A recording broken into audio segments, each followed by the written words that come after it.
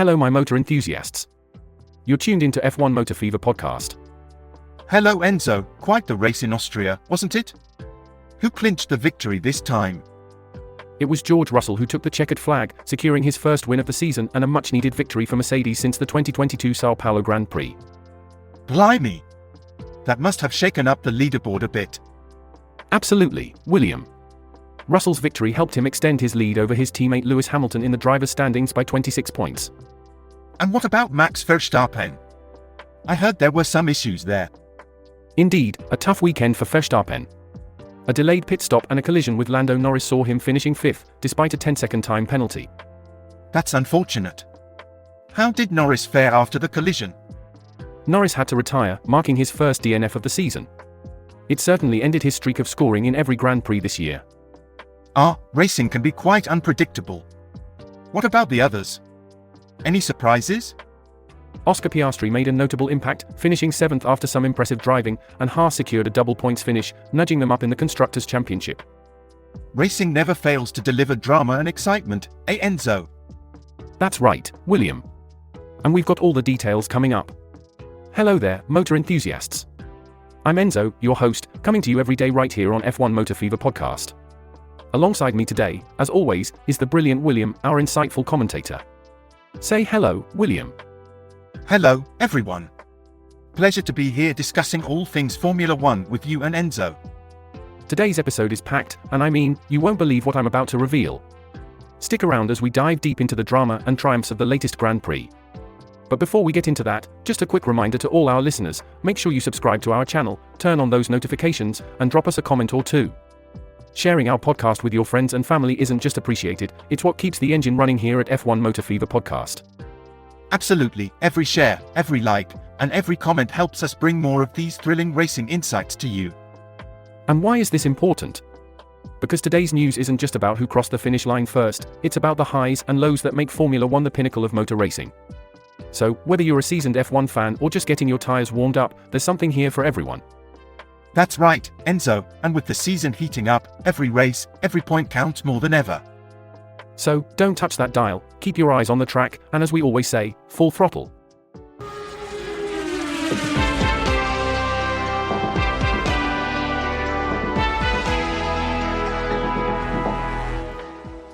So, one of the standout winners from the Austrian Grand Prix was, of course, George Russell. This marks his second win of his career, right? Actually, it's important to correct that. It was his first win of the season, but indeed his second win overall. His first was back at the 2022 Sao Paulo Grand Prix. My apologies there, and thanks for the clarification.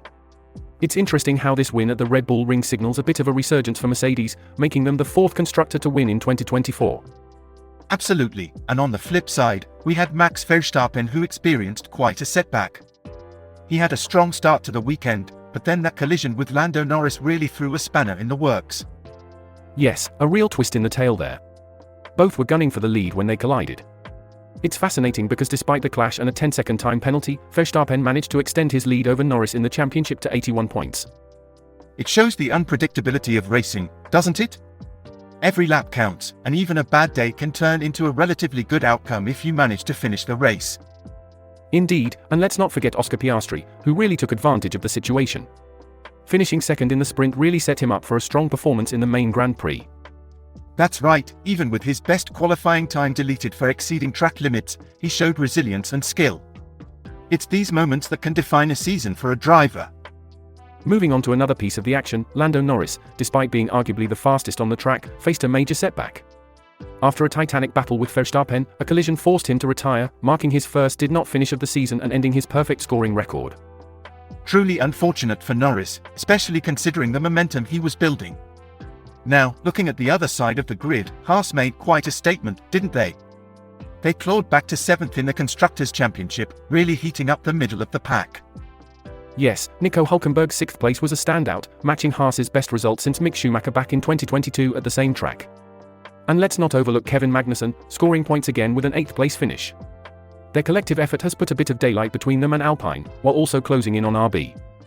It's these performances that make the midfield battles just as exciting as the fight at the front. Now, on the topic of struggles, Sergio Perez had a tough weekend. After a rather lackluster start in the sprint and qualifying nearly 9/10 of a second behind Verstappen, he only managed to climb to 7th in the Grand Prix. His ongoing struggle to reach the podium this season must be a concern for Red Bull, especially when compared to his teammates' performance. Even with a challenging race, Verstappen still managed to extend his championship lead. Certainly, the dynamics within teams and how they handle these pressures can define their season. It will be interesting to see how Red Bull responds to these internal challenges as the season progresses. Absolutely, and with the stakes getting higher every race, each team's strategy and driver resilience will be crucial. What do you think will be their next move?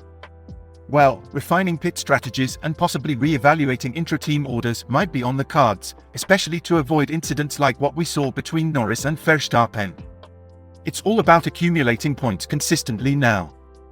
Indeed, and with the season heating up, it's going to be a thrilling ride to the finish. Let's talk about Daniel Ricciardo's performance in Austria. Delivering his second point-scoring finish in 3 Grand Prix, he really used the undercut effectively to jump ahead of the Alpines. Despite the rumors of his uncertain future at Red Bull, this kind of performance might just solidify his position. It's an interesting point, but I think it's also worth considering the broader context of his entire season. Yes, Ricciardo managed to score, but he's been consistently outperformed by his Japanese teammate, Yuki Tsunoda. 1 or 2 good races might not be enough to secure his future if he can't sustain this level. True, consistent performance is key, but pulling off results under pressure like that can be quite telling about a driver's resilience. It's these clutch moments that can really prove a driver's mettle. I believe Red Bull might still see that spark in him. I see where you're coming from, yet the harsh reality of Formula One is that you're only as good as your last race. Ricciardo needs more than just a few points finishes, he needs to challenge or at least consistently match Tsunoda to truly secure his spot. These upcoming races will be crucial for him. That's a valid viewpoint. Perhaps I am leaning a bit too much on the potential of past glories rather than the hard facts of the present. And that's perfectly fine. It's normal for us to have differing views on such matters. The key is to keep an open mind and consider all angles. We'll just have to see how Ricciardo's situation unfolds. Agreed, I'll definitely ponder this further. It's always good to have these exchanges, they help sharpen our analyses. Let's keep an eye on how he performs in the races to come. Now, shifting gears to another incident that took place in Austria, a particular driver found himself in quite a predicament. After a technical mishap left his car powerless during Square 3, and a subsequent off-road excursion in qualifying, things looked bleak from the start. Indeed, and the misfortune didn't end there. Contact with Piastri right at the start of the Grand Prix necessitated a hasty pit stop for a new front wing, relegating him to the back of the field. It was a tough day for him, to say the least. Nonetheless, his recovery was noteworthy. Fighting back through the field to finish just outside the points in 11th place shows a commendable resilience. It's these kinds of drives that can really test a driver's mettle. Absolutely, though it's frustrating when you consider what might have been had the day started differently. These technical and first lap incidents can be quite detrimental to a driver's race, affecting not just their performance but also their psychological state. That's a good point. The psychological aspect of racing is often as challenging as the physical and technical elements. Recovering from such setbacks mid-race requires a tremendous amount of focus and mental strength. True, and it speaks volumes about a driver's capability to manage stress and adapt strategies on the fly. It's these scenarios that can sometimes overshadow even a race win in terms of personal achievement. Indeed, it's fascinating to watch how different drivers handle adversity. Each race offers a new narrative, and it's why we keep coming back to this sport.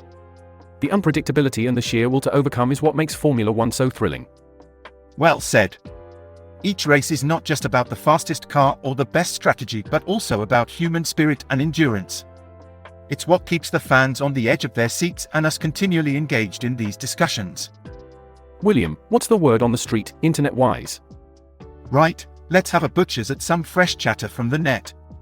There's a lively discussion going on about the incident involving Verstappen and Norris. The main post by user Tim M simply states, "Overhead view of the Verstappen-Norris incident." That clash was quite the talking point, wasn't it? What are the folks saying? Well, user Miss Guilty remarks, quote, "In retrospect, the bonkers reactions to Piastri in the sprint truly foreshadowed the even bonkier reactions this caused," unquote. And then there's Toffee Coffee who adds, quote, "The more times I watch it, the more I feel how mild the incident itself actually was, but it just had terrible consequences for both," unquote. Interesting to see different perspectives on the same incident. Absolutely, and there's more.